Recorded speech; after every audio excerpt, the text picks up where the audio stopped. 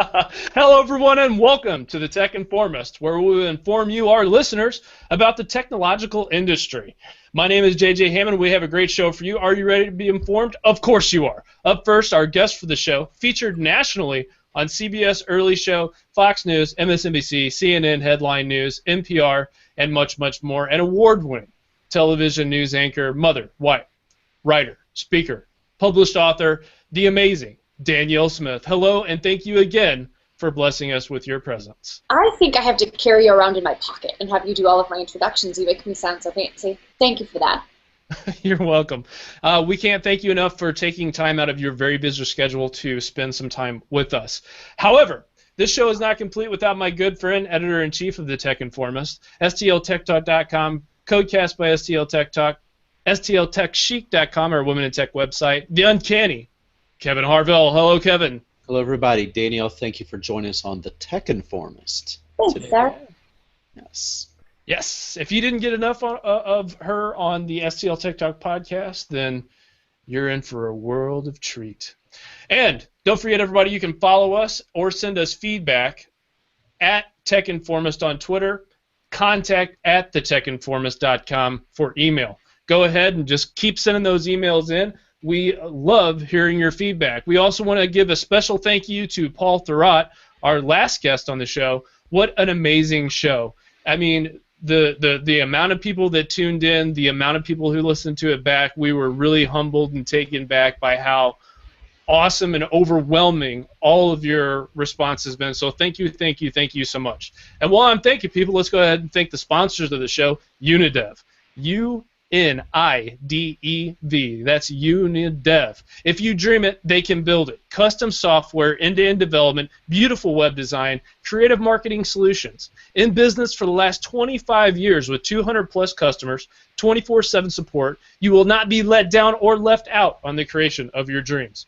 If you want software development, content management systems, mobile development, website design, e-commerce solutions, digital marketing, and hosting, go to our website, click on their banner, or go to unidev.com and get the high-quality service you deserve today. So now let's get to the reason why we were all here, and that is to talk with Danielle. Tell us what it is like to live as a parent in this digital age. Oh, gosh, that's such a loaded question. You know, it's funny because there's always something new and there's always something to be paying attention to. I have found that as the older I get, the older my kids get, the more information is out there, and how many parents are actually not paying attention. And I think that's one of the things that worries me so much, because it's so easy to bury your head in the sand and say, oh, I'm just not a techie person, which I've heard over and over and over again from parents. Yeah. But the challenge is that our kids are doing so much online, and they seem to have a bit of an intuitive gene when it comes to technology that the most of us were not born with. We've learned it. But they're so surrounded by it now that there's always something new for them to be looking at, playing with, experimenting with, and that can be dangerous if we're not paying attention. Absolutely, and I think that another thing that parents need to do is they need to try not to be afraid. I say this often, and as much as I can, is the reason why kids have a knack for some of this stuff is because they're not jaded and they're not afraid to try new things and new ways of doing things, because we become so complacent and comfortable in the ways we do things, which isn't a bad thing as you get older and as people get older. But it does not, that is that is people's problems in trying to communicate effectively with their children. I think that if that gap can be bridged, those are the parents that I see who have great open lines of communication with their children, if they're willing to embrace and kind of see things from their point of view and having tried new things or experimented that way. Well, and it is a bit challenging. I mean, when I think about, and I'm going to date myself here incredibly, but when I think about what computers looked like when I was in grade school, like my kids are right now, it was this big, huge dock with a blue screen and a flashing cursor. So right. computers have come so long, and if we're not willing to evolve with the technology, as you were saying, if we become complacent because we're comfortable and because new platforms sound kind of scary, or the new technology that's available to us just seems like too much work, we're going to be missing out on ways to be communicating with our kids and to understand where they are and how their minds are working, because they're surrounded by kids their age who have older brothers and sisters who are introducing that new technology, who are introducing those new platforms, and it's important for us to try to meet our kids where they are so that we can help them navigate not only this technological space, but how they're growing up, because it is completely different from the way we grew up. Do you have to take? Do you feel as though you have to take time aside to spend the time to learn those new things? You do, and I know that it falls into the category of, oh, I've got so many things going on, I'm so busy. Right. But to me, there isn't anything more important than making sure my children are, A, safe in the online space, because there are plenty of places where they can travel to accidentally and find themselves going down a bit of a rabbit hole. But also, I really find that I have to be able to talk to them and help them to grow. And if I don't understand what they're doing or how kids are communicating with them, how they're dealing with social anxiety, how they're finding new opportunities for homework, I used to have to look in a dictionary. I used to have to go to a thesaurus. Now we do all of that online, and I have to recognize those are opportunities available to my kids, but I have to make sure that when they start doing research, they really understand the definition of plagiarism. So, and it's in a way that's almost completely different from the way, again, how I was raised, because I had to go to a book, I had to go to an encyclopedia, I had to go to a library, and now everything is right here, right at their fingertips. I know. Google. It can be a good thing and a bad thing all at the same time, as me and Kevin were talking before the show. Kevin, you're up with your question, sir. Yeah, so what sorts of apps do you like to use and recommend for parents, whether it's on mobile phones or on software that you install on computers? Well, and that's a great question. I know we talked about this a little bit on the last show, but I think that the number one thing is to figure out what you're most comfortable with in terms of whether or not you want to install something on your computer or whether or not your kids are of an age that you want to be using certain apps. But one of the programs that you can use on your computer is called Canine Web Protection, and what's neat about that, and this is free for home computers, but it allows you to monitor or keep track of what sites your children are going to, and it allows you to block anything that you might find unsavory. It can block by certain categories, and if you fear that there is a site that might slip through, Canine actually, I mean, it's so funny, it has their logo as a canine dog. I mean, the whole point is to make sure that certain URLs are blocked so that your kids don't accidentally stumble on that. And as a mom who lets her children online, I know how easy it is for you to jump from YouTube and be watching a video on kittens and then type in the word kitty and end up in a totally different place. And so I think that it's really important to have that type of technology available. The second one is called Cyber Patrol, and this one actually comes with a price tag. It's $40, but it'll cover up to 3 computers. And what's neat about this one is if you have children of different ages, it allows you to set up different profiles and monitor how much time they're online or limit how much time they're online. So if you have a 14-year-old and you have an 8-year-old in your home, you might want to set up your computer differently for each of them so that your 14-year-old, maybe you're giving a little bit more access, or your 18-year-old has a little more access, definitely more than your 8, 9, or 10-year-old would. Right. And I find that to be one of the things that is most valuable about this particular program. Did you have any questions on this stuff before I jump into the apps? No, I mean, it's just simply installing it on PCs, and I would assume it's available for Mac OS as well. They're both PC and Mac, and I think that's, unfortunately now, the web designers and the people who are creating the programs are smart. They're making things available for iOS and Android, and they're making things available for PCs and Macs because they recognize that families choose one path or the other often, and they want to make sure that they're giving equal access to different families. Good. Yeah, and with all these links of programs that Danielle is mentioning, we will have links to these in our show notes as well when the show's over. Awesome. So 2 apps. Minor Monitor. One of the things I really like, and this is actually an app, and this is, again, Android or iPhone.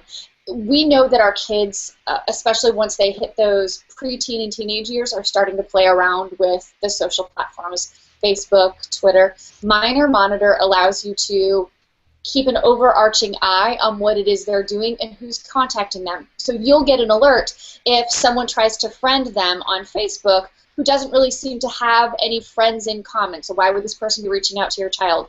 It allows you to be pinged when there's conversation happening about your child, which, not that we necessarily want to delve too far into bullying, but because everything happens so anonymously right now, and our faces and our voices are not attached face to face, children tend to feel more empowered. We've always said, kids are so mean, kids can be so mean. And I've always believed that to be true, because for some kids, it's a matter of learning empathy, and it's a matter of learning what's okay and what's not okay. But when you take that face-to-face away, children feel more empowered. It's so much easier to say something mean or hateful when you can hide behind your computer screen. So Minor Monitor allows parents to just keep an eye on not only what their kids are doing, but who they're in touch with on these platforms, and who may or may not be the kindest, so that you can help to deal with those situations. And I don't mean in a, I'm going to come down on you as a mother because you're going after my child, because sometimes it's really important that we're just able to have the conversations with our kids to talk about how to deal with people who are unkind. That's a life skill. And a lot of times kids aren't coming home and sharing that information the same way they used to, because it's happening online. So it's important for us to have that opportunity. And the fourth app, and I'll make this one the final one, is called Mama Bear.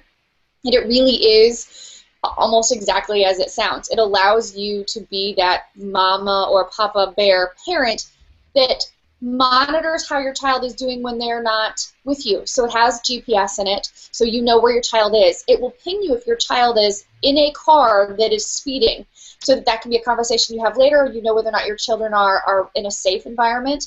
It has emoticons. So if your child is hesitant to say, I'm in a bad situation, I'm with friends who aren't being very kind, somebody around me is drinking and I don't have a way to get home, there are emoticons that your child can send without sending that full message that allows the mom or dad to know that something is happening and your child maybe needs to be picked up.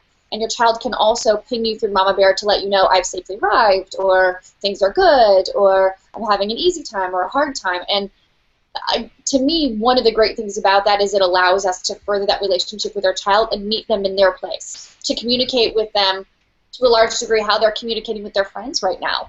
And while I would never advocate a parent being just a friend to their child, I do think it's important to do everything you can to keep the doors as open as possible. Right. Yeah, I think every good parent would believe that for sure. Well, I'm sorry. Go right ahead. What would be some of the ways that you present this, for teens now, to present these apps to a teen, for example, to say, hey, I would really like if you would be allow us to install this app on your smartphone, for example, Mama Bear, for example. What would be some ways that you would go about approaching your child and say, hey, we really need to talk about this. This is really important for our peace of mind, your peace of mind. We'll know you're doing right and you're safe and everything like that. Well, two things there. Number one, I firmly believe that their technology is my technology, so they don't really have an alternative if that's the route I choose to take in terms of monitoring how they are. It's my job to be their parent and to make sure they're okay and that they're using technology appropriately. And so one of the reasons that I have introduced technology to my children at the age where they are now, which is 8 and 10, and even younger because it didn't just start this year, is so that my children always know. They grow up with, for lack of a better phrase, with me being involved. Right. The number one rule in our house in terms of technology is what's yours is mine. So at any point in time, I can come to you and say, I need you to hand that over so I can check to make sure everything is okay. Now, as they get older, am I going to constantly be demanding their phones just so that I can check up on them? Do I want to invade their privacy? Absolutely not. But I think there is a line, and it's a thin one and it's a blurry one, that exists between protecting them, making sure that you know what they're doing in the online space, and invading their privacy. And Kevin, to your point, I think when you say that you approach them with this is a way that I want to protect you, I want to make sure. I think that you do use that soft language, and it only becomes you don't get your phone unless I can be involved in this, only if there's really a lot of balking, because kids are smart. They're very, very, very smart, and if you think that our kids aren't going to do everything they can to protect their privacy and to be experimenting, then we're living in a little bit of a fantasy world. I recognize now that my kids, even though they are very open with me, I know that won't always necessarily be the case, but I want to establish really firm ground rules now. I do recommend parents pay attention early, because if you suddenly try to pay attention when they're 18 or when they're 17, they're far ahead of you. I couldn't agree more. That's why I try to stay away from them. No, I'm just kidding. Teenagers? I'm sorry? I said you try to stay away from teenagers or kids in general? Kids in general, just all the way up to 19, and then maybe not then even. So what are the best ways to keep kids safe online? I mean, this is a topic that, I mean, we could easily talk the entire show about, but what are some of the top ways that you attempt to tackle this problem?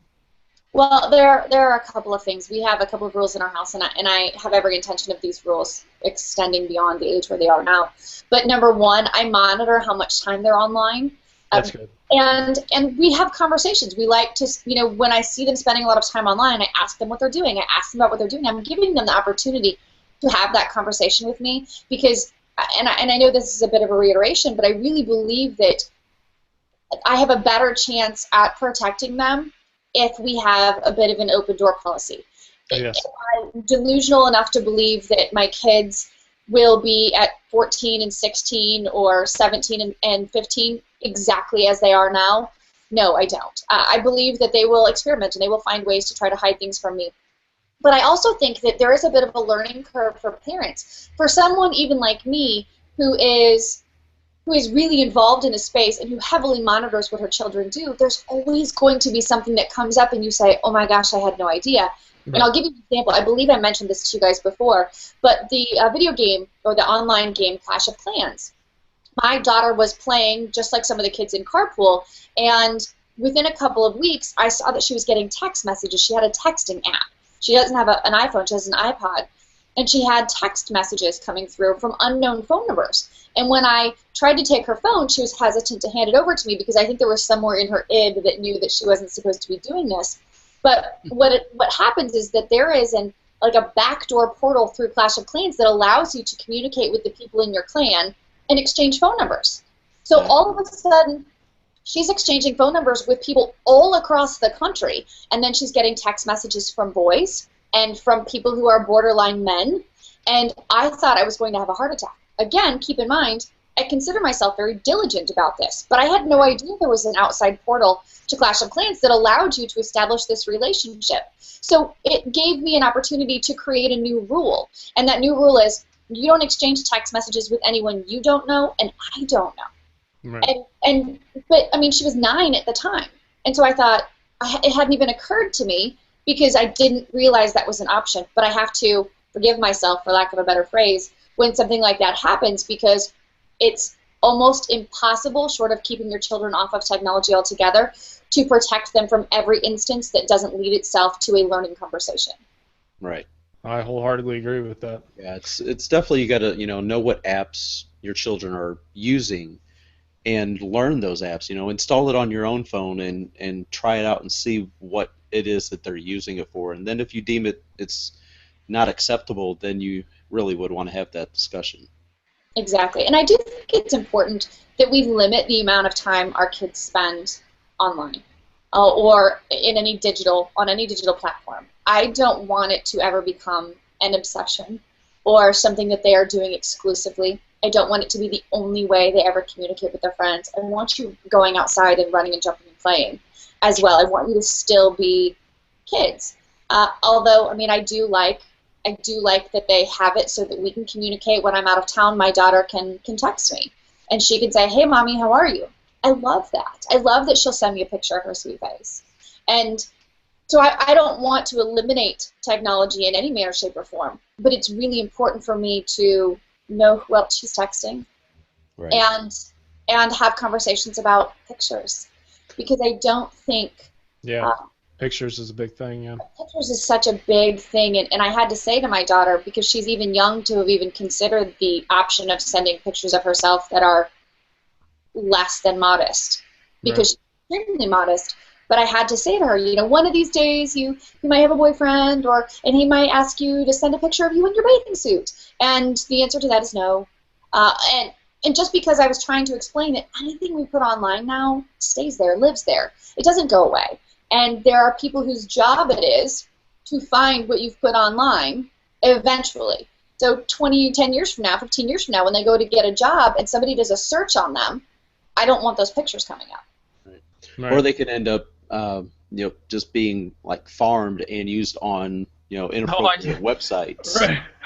I mean, without you even knowing. Or just farmed in general. I mean, you know, just use the stock photos or whatever. Because that's just weird to me. Right. You can speak to that example too. You know that the theft of pictures happens all the time. We've had it happen right. A number of times. One time, most significantly, and that picture, because it was used in the Czech Republic, someone has put it online somewhere. And so it's constantly showing up on websites. It shows up on web developers' websites. It shows up on dentist sites, on mortgage websites, and it's my family. You're like, oh, come on. It's frustrating. It's very, very frustrating because, I mean, it's never mind the fact that I used it publicly and it's copyright infringement to take it, but there becomes a point where you just don't want images of your family out there that are being used to sell something or other unsavory options. Nice. Yeah. So the other thing I wanted to ask you is, with the holidays coming upon us here in the U.S. and the rest of the world too, but it's a kind of a bad time of the year and a good time of the year. A good time of the year meaning fun, cool, all that kind of stuff. Bad time of the year, outside of technology, having to spend time with people you really don't want to. But it's that time of the year where people got to be very conscious of you know, scams and not not buying everything you see online, because there's tons of deals. But how would you suggest to best use technology during the holidays? It's funny that you ask this, because I have seen such a generalized trend towards purchasing more holiday gifts online. It's just buy with one click. You're just like, oh my gosh, I can't help myself. I gotta buy. It's why Cyber Monday is such a huge deal. I mean, yeah. I'm one of the crazy people that goes out on Black Friday. You are crazy. I know, right? But the funny thing is I do it more for the tradition and more for it kicks me into the holiday spirit than anything else. I never used to. It was something my mother-in-law and I started doing a number of years ago. And so now it's just fun. We go at 5 o'clock in the morning and we shop for 8 hours with another girlfriend, and then we end and we have lunch and wine. And so it's this beautiful, like, 9-hour festive shopping. I get some shopping done, but to me it puts me in a holiday spirit. However, Cyber Monday is such a big deal because it's an opportunity to get good deals. The challenge comes when people assume that they can get everything online and they wait too long, and then all of a sudden you're paying crazy shipping costs, or you hope that something's going to arrive when it's not going to arrive. I think that you have to make sure that you're on a secure site. I mean, is by far the very first thing, but at this point I would hope that most people already know that, so that doesn't come across as a news flash of any kind. But right. I like to do a little bit of both, because sometimes there is ease and sometimes there is finding something you want, but also sometimes the prices are less expensive just doing it online than investing the time and the energy to go out. Right. Yeah, that's for people like me. I don't enjoy being Black out Friday amongst is an experience in and of itself, and I do recommend everybody try it at least once, because you've got some good memories. Like you were saying with your mother-in-law and girlfriend. There's a lot of good memories to be made from Black Friday shopping. I must not have good friends, guys, Danielle, because I didn't have good times when I went. But should have went with me. My husband would rather have a root canal every day between now and Christmas than go out just on Black Friday. I mean, nothing that sounds even vaguely appealing to him, but that's okay. I do most of the shopping. I mean, he's responsible for me. I do everybody else, his family, my family, the kids, and friends. I do all of it. So if I can get a portion of it done in that day and get some great deals, then it's fun that way. So do you suggest, so for those who bring their children along, do you have any wisdom you can impart on how to keep track of your kids? Like, I know AT&T has a thing, like a location-based finder. Is there anything that you would suggest other than, I know you weren't going to say this, but I'm just saying this to people in general, don't put a leash and a collar on your kid, because that looks awful. It's really funny. It's funny that you say that, the leash and the collar. Okay, so I do everything I can. It's one of the things that I feel very strongly about, that I shouldn't be judging how other people parent. And I can remember being young and being at Disney World or Disneyland and seeing parents with the full body harnesses on their kids and thinking, man, it's horrendous. And then I had kids, and I joined a mom's group and had a number of friends who had kids that were runners. I mean, just the second you put them down, they bolted. And like that, so like the race car. But he's like, when I think about it, I mean, this is why I no longer judge parents on something like that, because even though to me, I can't imagine putting my child in a harness, I would rather have my child in a harness than be at Disney World and have them bolt into a crowd and not be able to find them. Because saying that out loud constricts my chest so tightly, and I've had a couple of moments where my child has been gone for 3-4 minutes and it feels like 3 or 4 hours. So the leash thing, while not my favorite, I do understand why some parents do it, and that's just a personal preference. But to your question, I haven't spent much time looking at location-based apps to keep track of my kids because they're 8 and 10.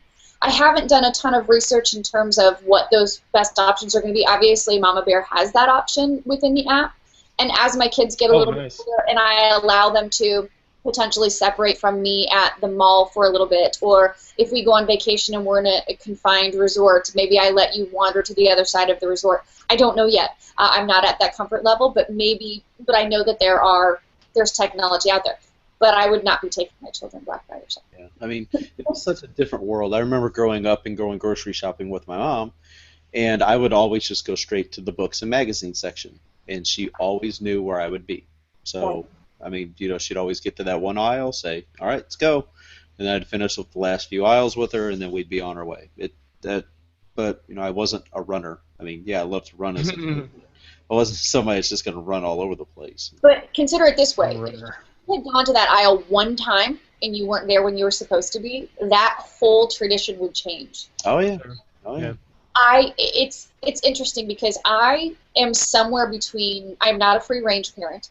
I just don't have the constitution to just let them go and let them roam and let them, and there are parents who do. There are parents who let their 9-year-olds take the subway in New York, and if you feel your child is ready for that, go for it. But I don't have the constitution for that. I struggle, and every single time my husband and I would debate over whether or not they were allowed to be out front by themselves when they were younger, and I would be arguing that we needed a fence around our property. Every time, inevitably, there would be some story in the news about a child being abducted. And I recognize that the numbers for that are small. I do. I am a rational human being. But I'm also a mom who thinks, not on my watch. It's just, if I want to give them some freedom, so I know that we let them do things more now than we did before, but they're a little bit older. But my kids are still not wandering to the gas station to go get candy like I used to when I was 10. I still can't stomach it. So the reason why our listeners should care about what you're saying is because you are an amazing human being, for one, but secondly, you are in charge and runner of extraordinarymommy.com, a wonderful website where you post lots of good content. You are a person with many talents. You teach, and you have a lot of speaking engagements. You're somebody that people can look up to. Follow her at Danielle Smith TV. one more thing, just curious, what are your thoughts on the future of these RFID tags and possibly having these little, like what they put in dogs or whatever, but like a human version of that on kids? Do you think that that's ethical in this privacy concern world where people could possibly hack that stuff? Well, I mean, once you add the hacking component to it, that of course stresses me out. But I recognize that hacking can happen to just about any app that we have. I can't picture myself putting a tag of any kind on my kids. Okay. But that's not to say that there won't be some life-changing moment that I see it happen to somebody I know that makes me rethink that. Because I believe that that's one of my jobs, is to pay attention to what's happening, what's changing, why it's changing, and then adapt accordingly. Like you were talking about earlier, how important the evolution of this space is and how important it is for us to evolve with it. So there are very few things that I say always or never to. So right now, when we talk about it, I definitely have a hesitation. I don't want to big brother my kids to death to the point that they can't learn and explore and experiment on their own to some degree. But I also recognize that there is more in this technological space that opens them up to being exposed to things that you and I didn't have the opportunity to be exposed to at 9 or 10. Exactly. So I feel like there's some monitoring that needs to happen. Do I need to put a tag on them?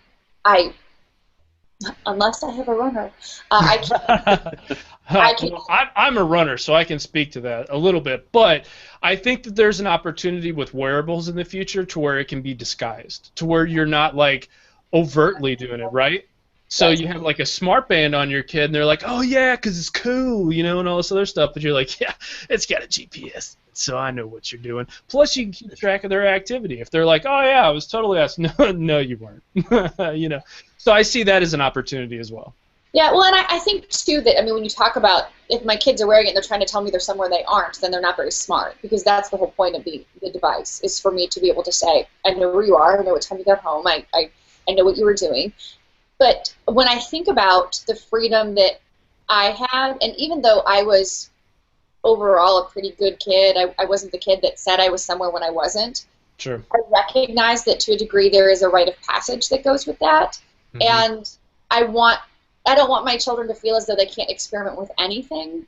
Right. Because that doesn't prepare them for the real world. They do need to make some mistakes. And I don't want it to be that I'm monitoring them so heavily that they live in fear of doing anything wrong, and then they grow up to be individuals who are unwilling to take any type of a risk. So I feel as though my job as a parent is to juggle my monitoring with their freedom.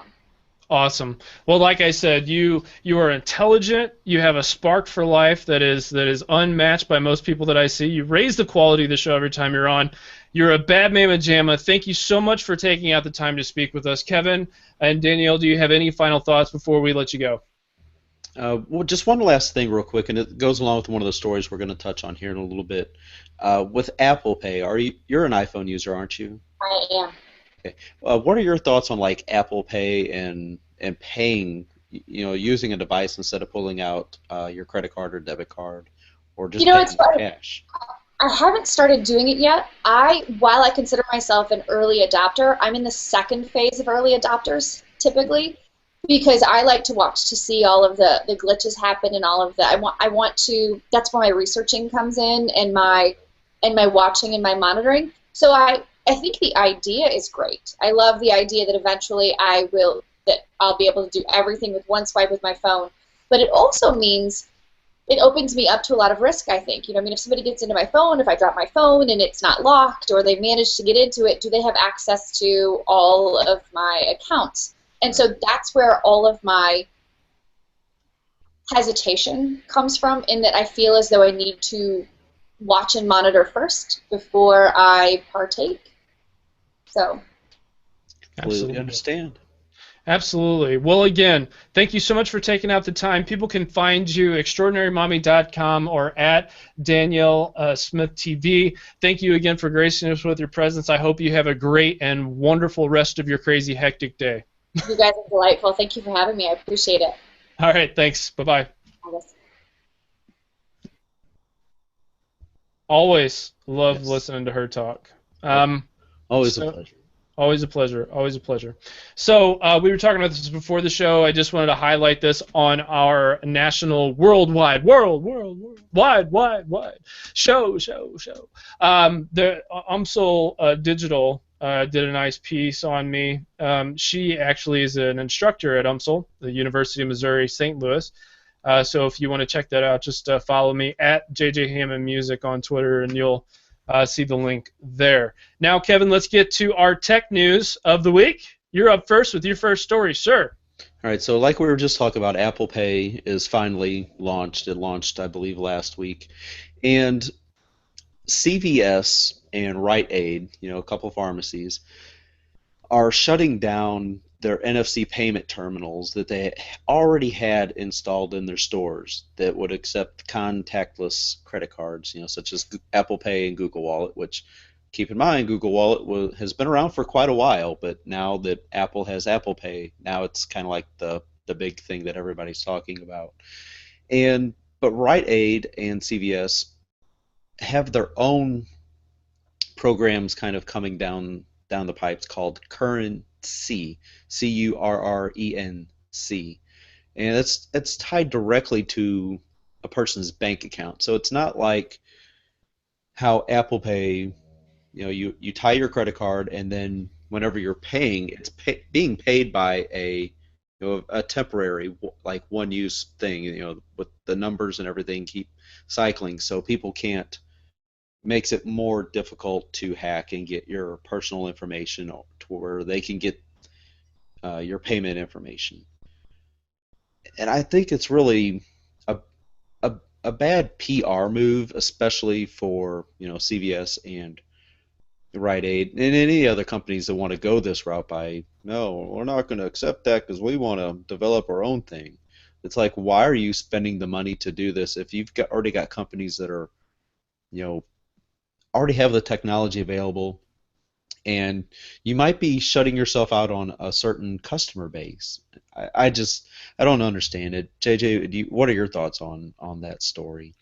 Yeah, so this was one of those where I think that it's growing pains in this particular, like we still don't know we still don't know how all of this is going to shake out, because we, as like developers and consumers, we want to make sure that we're providing a secure way of doing things, but we also want to make it easy and there not be too much friction. But I don't know. I just feel like we're in such early stages of this stuff that this kind of thing is going to be happening more and more, where we're going to find like there's certain use case scenarios where it's not going to be possible to use electronic payment. Right. And I mean, I will honestly admit I have not had the opportunity to use, either Apple Pay, and I haven't really used Google Wallet yet either, even though, man, I could easily get it set up on my Nexus 4. But Sure. I think it is nice knowing that, I don't have to worry about losing my credit cards if, for example, I lose my wallet, but you obviously have if you lose your phone, kind of the same thing if you don't have it password protected. I So, mean, even password protected, there's ways to. yeah, there's always ways around that. You Yeah. open it, unlock it, using the camera with the little camera icon there at the bottom. You swipe that open, then you backspace out of that. Boop, there you are. You're right there in the middle of the phone. So, Yeah, I think if somebody comes up to rob you, just take your phone and throw it to the ground as hard as you can. Just try to break right, that mother. just shatter the screen. Just shatter the crap out of it, because then Never be able to use it. yeah, just start stomping on it. They'll be like, "Whoa, this dude's crazy," or "This Yeah. chick's crazy." It's like, anyways, real quick before we go any further, let's just take a moment to thank the listeners of this show, like Sean, the Win fan, and just everybody that's given us feedback and that has given us support. Guys, we and girls, we honestly we cannot thank you all enough for listening to our shows, and we from the bottom of our hearts really appreciate it. Yeah. Kevin's like, JJ, I don't want to do this anymore. And I'm like, come on, man, we got to do it from the fan. He doesn't actually say that. I'm just messing with Kevin. Yeah. No, Trying to but set me up, man. no, I'm just messing with you. I'm just joking. He doesn't actually say that. No, but I just wanted to take out time just to say thank you, because you guys do a lot of stuff for us. you help spread the word, so we really appreciate that. So, having said that, let me go ahead and hop right on down to my news story. You know what? I'm going to kind of bounce around a little bit here because there's been some developments and stories come out. But Microsoft Office for Mac 10, so Office 16 leaks. Was this something, Kevin, that you think is a good or a bad thing? And do tell. Oh, the next version of Office for Mac? Yes. Yeah, it was definitely very needed. Talking with Daryl, he said, Office for Mac just really hasn't been as good a product, I think, as Microsoft wants. Right. And I think whenever you speak to a lot of Mac users, they're like, I don't use Office on Mac. I mean, it's there, it's available, but it's been a while since they've done anything. I mean, sure, they'll do the updates and stuff, but if they come out with a new version, which is Office 16, good. And obviously, we're waiting to see what Microsoft does with, the PC version of Office, which I'm sure that's going to be coming, new design and iteration coming soon. Yes, I think this is just me, but I do believe that Microsoft is going to shake this problem of alienating their fan base by trying to appeal to competitors, platforms, operating systems, whatever the case is, and hardware. I think what's going to happen is you're going to see a consistent Microsoft, which means if you jump from Mac, iOS, Android, Chrome, PC, Windows 10 that's coming, that scales all the way down to the phone, all this stuff, you're going to see a consistent experience across those different platforms from Microsoft because they are a software company and that's what they're trying to do. They may not be the first one to everything, but I believe in them coming out with this and then another story that you have, Kevin. They are positioning themselves very well for the future. Mm-hmm. So, 2014's been good for Microsoft. I don't think there's many people that can truly argue that. No, I don't think so either. Regardless of what's currently available and what's coming, in the first quarter of next year, just because of what's already announced. Right. 2014's been a really good year for Microsoft. There's no denying it. Yeah, absolutely. Let's totally change gears because that's how we like to play it. Tell us about Apple's new SIM card system. All right, so with the release of the iPhone 6 and 6 Plus, there was the SIM card system where you can use how it was originally designed was you could use your phone on different carriers. For example, if you bought it at AT&T, the SIM that was installed in there, you should been able to use it over at T-Mobile. If once your contract and everything's up, if you'd like to use it over there, you'd be able to do that with not necessarily needing to unlock it, but it should just be able to just work. But the way things are going, and then John Legere from the CEO of T-Mobile, very outspoken. Very outspoken. Yeah, all over Twitter, which, God love the guy. It's great seeing a CEO with so much passion for his product and everything. And I like passionate people, man. Passionate people make life fun. Yes, and it's not just a matter of passion. He knows what he's talking about, and he doesn't just go off on these rants for really no reason. There's always something really behind it. And the way, for example, if you select customers that select AT&T as their carrier of choice, you would have to buy another SIM card if you wished to switch carriers again. And that's not the only way that Apple SIM isn't working as planned. There's also a bit of confusion when buying an iPad from a carrier store. As Legere explains, those iPads, depending on which carrier you shop at, will either have that carrier SIM already installed or will have an Apple SIM pre-programmed to that carrier, which, I mean, it's kind of like how it was originally presented to be working, and I think that's got some people pretty upset. So that was, it does, yeah. Yeah, so that's a story I found over at The Verge, and I Boo. thought it was good. So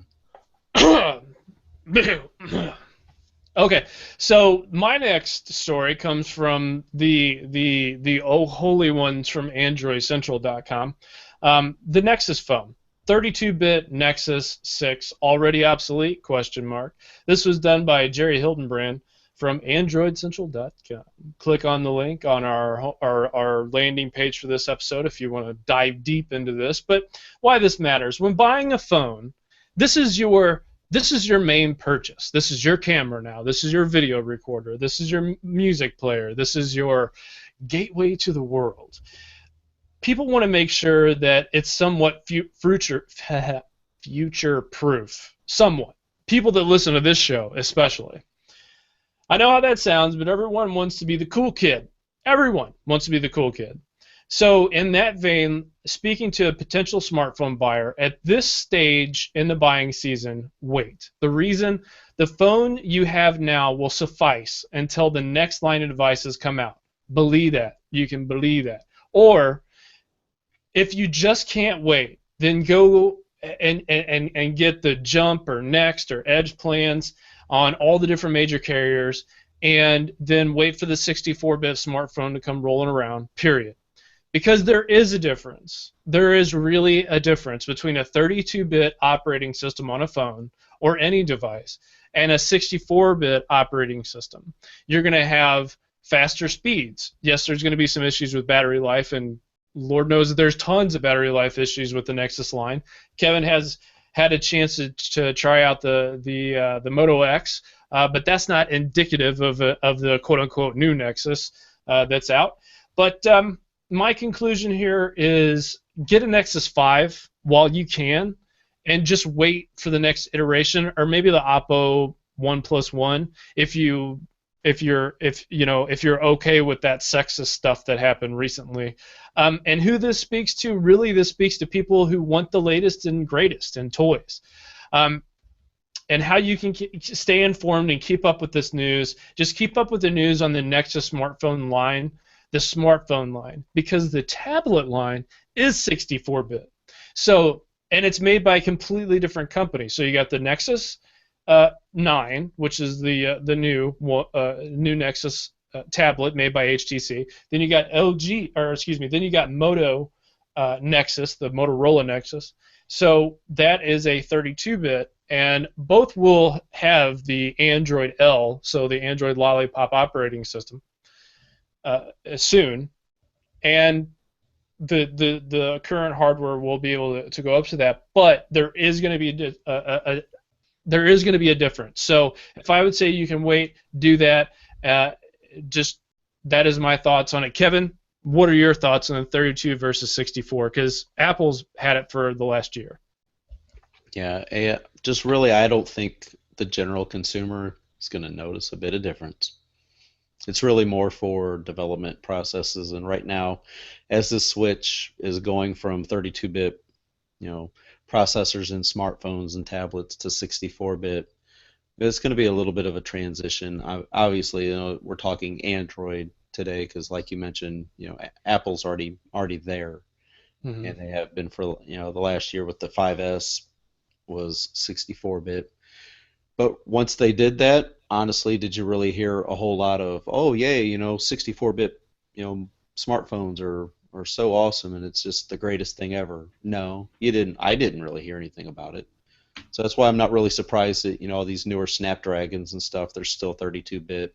64-bits, they'll be around next year for smartphones. It's coming. I just feel like this holiday season you guys should just find deals. So I'm on this side of the fence. Kevin's on that side. Take it or leave it, guys. Also, we just wanted a PSA. The OnePlus pre-order process has started. That's kind of interesting. It's open to everybody. Yeah, and it lasted like less than an hour, and they're all allocated, all done. All Thanks, done. Guys. The worst marketing. I'm going to write this down. The worst marketing ever for smartphone. No, it was absolutely horrendous. This OnePlus situation. Great device from everything that I've read about it, and people that I've talked to that have used it, they're like, it's a great device. It's just trying to get one's a pain in the butt. Yeah, and LeVar Burton is getting way too much coverage right now for his go the bleep to speep thing that's going down. So, try not to make it a thing all week, guys, because I got to watch your streams, and I really don't want to see that all week. The next story that we have is Kevin's. Kevin's, you're up, sir. All right, so let's see where we're at here. Oh, sorry. Got to give him time to switch screens. Actually, okay, so yeah, for the last thing that I've got for today, actually there might be one more thing that I'll throw in after you talk about your last story. And we've got Microsoft has announced today that they're going to be giving Office 365 users unlimited cloud storage, where just a couple months ago that they gave all Office 365 users 1 terabyte of storage, which that's more than enough for the majority of people, but now you'll get unlimited OneDrive storage. So go ahead, and there's ways you can go ahead and get into this, or at least not into it, but go ahead and get your name on the list so you can be one of the first people that get access to upgrade your Office 365 OneDrive storage. So we'll have a link to a story in the show notes when this is all complete. Awesome. I was going to ask if you were going to do that or not, but I already did. I already got my name on the list. Just waiting for you. Look at you. Look at you. Kevin, you're a lot happier today. That makes me happy. That kind of fuels my fire a little bit. I like that. All right. So the other story that we actually didn't cover because this came out last week during the week was I guess the best place to go to, and I'll look for a link. It's on Windows Central. Well, I think it's on Paul Thurrott's. Yeah, I know it's on Paul Thurrott's as well, actually. But Microsoft had their earnings, and it's been a phenomenal first quarter for them. It's technically the last quarter of the year. Yeah, I don't understand this whole quarter thing. Yeah, they got it all whacked up. But I mean, we'll go. Quarter. Yeah, no, we'll go into that maybe in a different show on these earnings for different companies, not just Microsoft. But the Surface Pro 3 did very well. Did very, very well, and I'm happy with that because both you and Alejandro have one, and you guys love yours, and that's great. So we wanted to let everybody know that Microsoft is doing a lot, and the reason why we talk about them so much is because they give a crap about us, guys. They give a crap about me and Kevin and people that we know. You understand what I'm saying? Other companies, they haven't reached out. They don't care. So. Things are the way they are. All right, my next story is going to be on a specific market, and more specifically, Roku and Amazon TV. This is interesting to me, Kevin. We've got the Nexus player. We've got Chromecast. We've got Roku. We've got, well, what is that? The Microsoft Miracast dongle. Yeah. Well, I was going to say. Well, Microsoft. Well, you should know that by heart. No, I just didn't want to say the word dongle, and I was hoping that there was another way to get around it because dongle. No, there is no way to get around it. Like I laugh inside my head every time I say it, and I hear somebody else say it because it says dong. But anyways, don't judge me, sir. You do that too. Don't even try. All right. So the battle for the TV doesn't appear that it's happening on entertainment systems, meaning the Xbox One or PlayStation 4.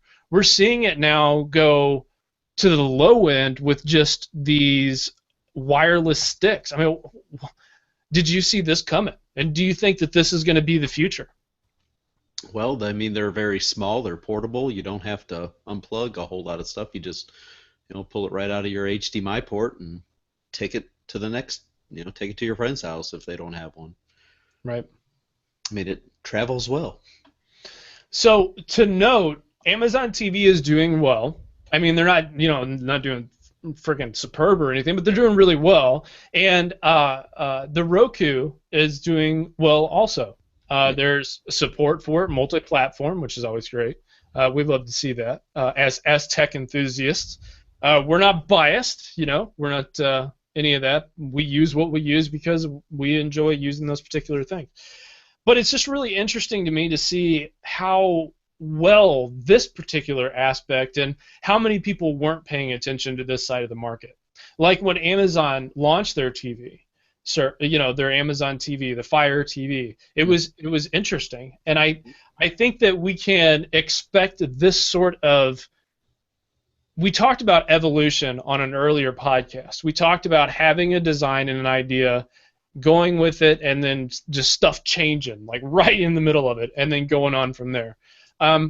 This is one of those things where we see the evolution of a product or products, a product line, move from one ideology to a streaming service, or excuse me, to a casting service where you're throwing from one device to another using what arguably is great, which is an open standard. Miracast is really the best way to go, in my opinion, because there's no proprietary software that makes it really awesome.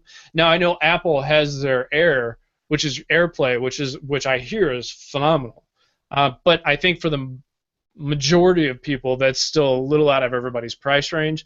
But this is interesting to me from a lot of different angles, because a lot of different listeners, no matter where you fall on the tech spectrum, entertainment is one of those main pillars.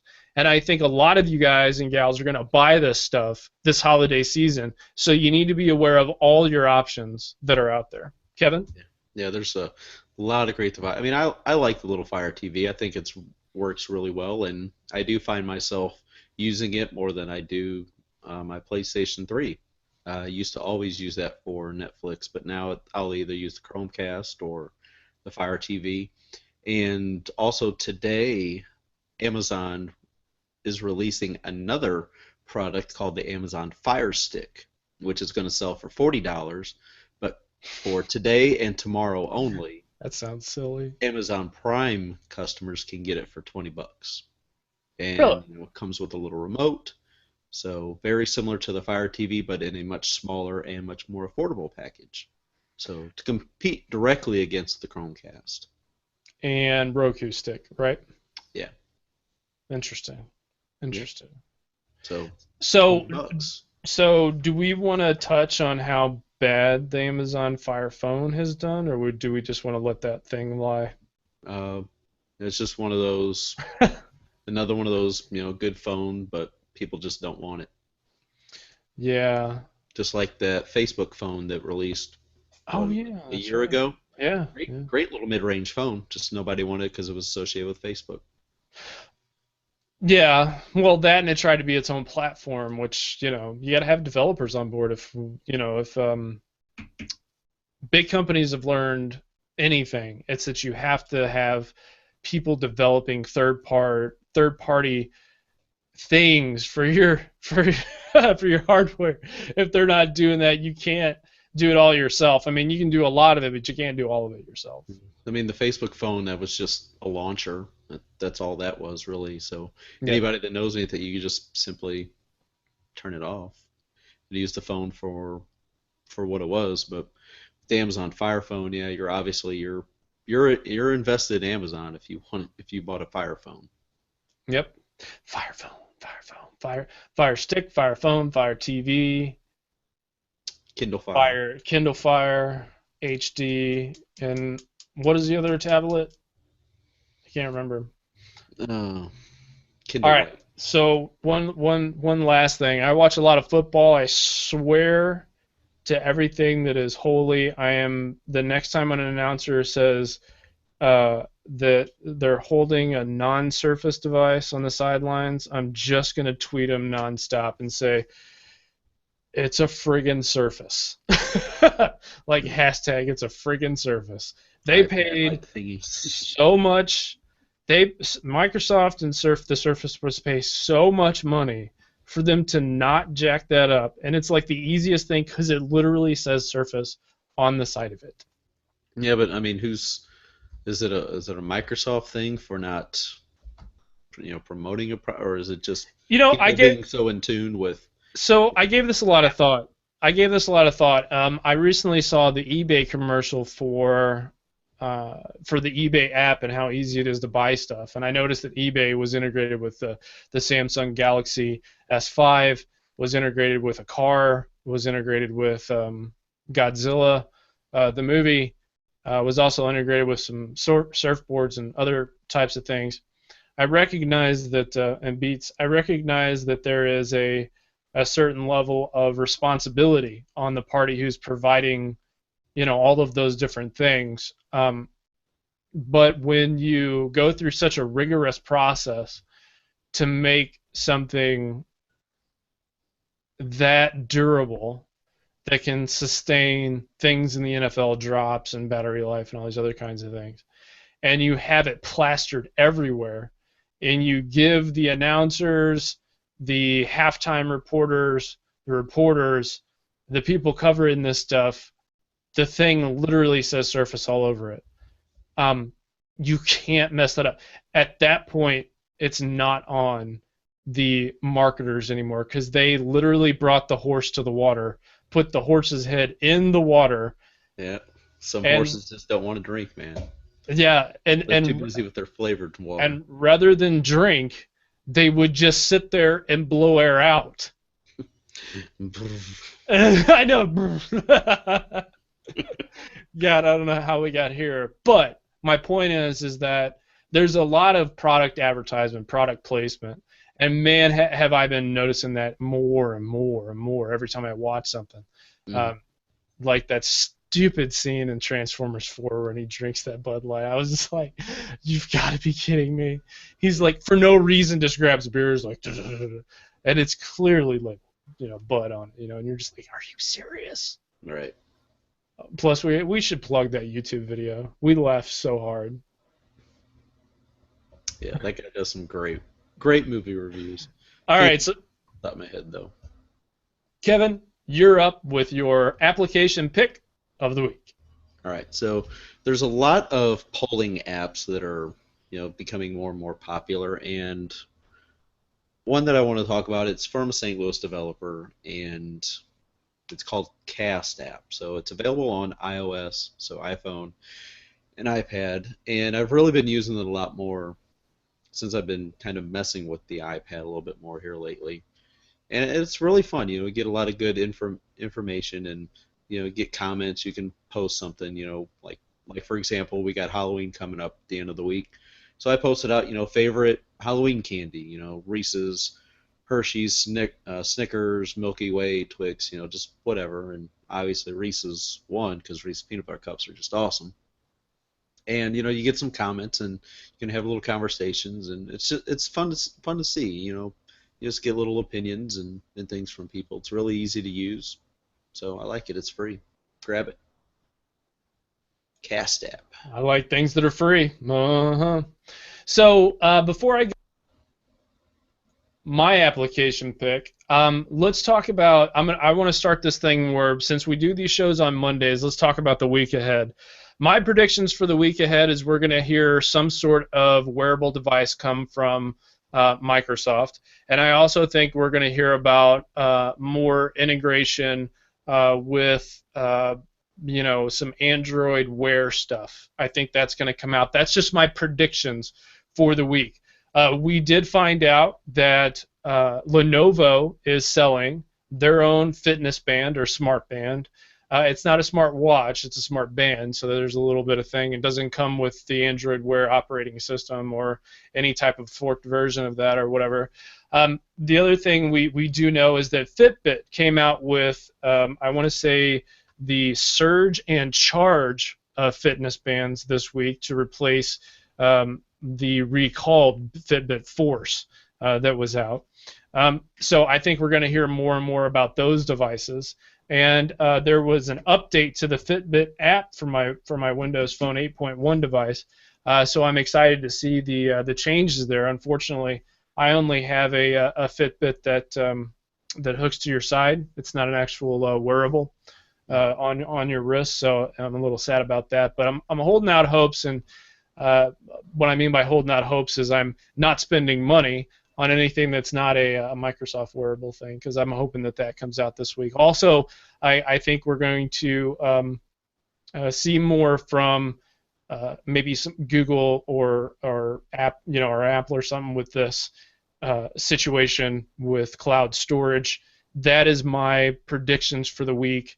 My app pick for the week is music deals for both Windows Phone and Windows 8, the desktop, the modern UI elements. You can find awesome music deals through Xbox Music there. Also, Tetra, which is a lock screen app for Windows Phone.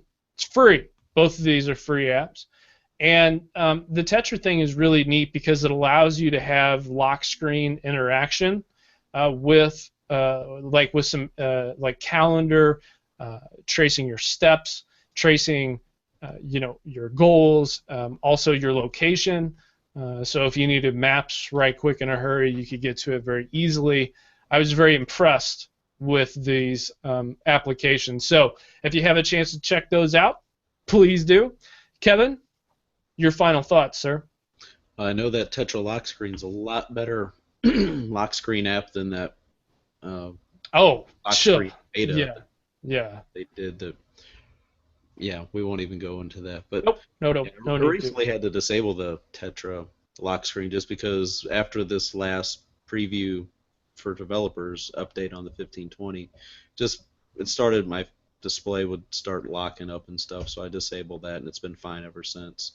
So I think they need to release an update to go along with whatever updates were included in that last 8.1 update. Agreed. Totally agree. But I do like it. It looks good, and having a little more interaction with things on lock screen is always nice. Yep. Guys, if you want to comment or contribute to any of the stories that we cover on this show, email us at contact@thetechinformist.com. We want to thank our very special guest, Danielle Smith, for coming onto the show and raising the quality level and all-around awesomeness. We so appreciate it. Her coming on both the STL Tech Talk podcast and this podcast. Again, we cannot thank all of you for listening to the show. We're overwhelmed, honestly, with the response, and we will continue to try to bring you exactly what you want and what you need and all the above. So let's see. There's one more thing that I'm forgetting. What am I forgetting? I don't know. One last thing I do want to say, and maybe you think about it while I'm talking about it, is I'll be on a Verizon Wireless hangout tomorrow night at 7 p.m. Central Time for an hour with Midwest Verizon reps talking about the latest devices for Verizon, and even one device that I can't mention by name right now, but you'll hear more about it tomorrow. So I'll have some time spent with that here in just a little while. So be on the lookout for that. So if you want, I can get you more information to join us on that hangout so you can watch that live. Oh, cool. Yeah. That sounds exciting, Kevin. It is. It's going to be fun. So what time is it again? 7 p.m. Central. 7 p.m. Central. I'll have a link to that, at least the Google Plus event page in the show notes as well. Awesome. And don't forget to visit the site, thetechinformist.com. It's like the easiest thing in the world to find, trust me. So from the entire crew, consider yourself informed. We're out.